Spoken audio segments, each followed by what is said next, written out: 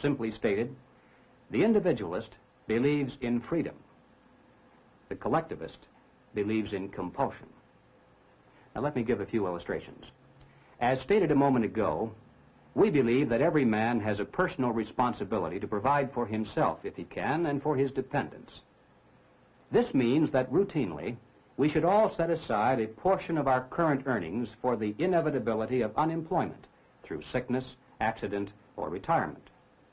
But as individualists, we also believe that we should be free not to do this if for whatever reason we prefer to act in some other manner.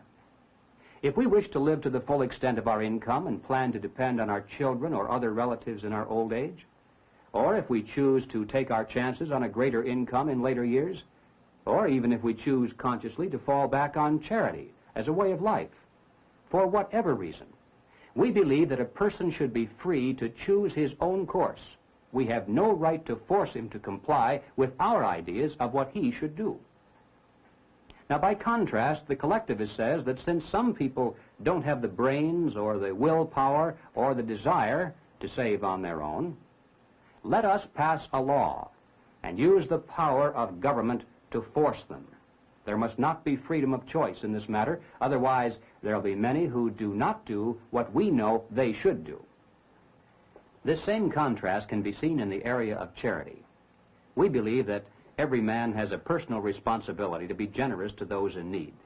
But as individualists, we also believe that a man should be free not to be charitable if he doesn't want to.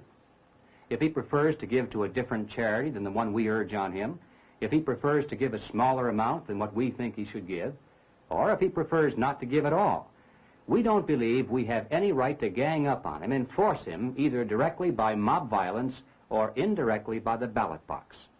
In either case, the principle is the same. It's called stealing.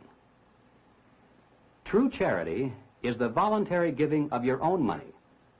Government charity is the giving of someone else's money, which of course is why it's so popular.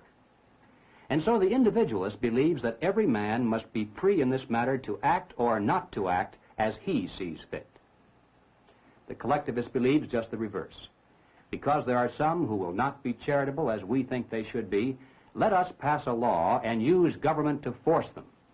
Let's not call it stealing, though. Let's call it welfare.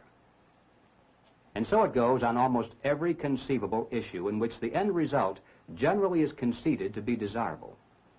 As individualists, we believe in freedom of choice.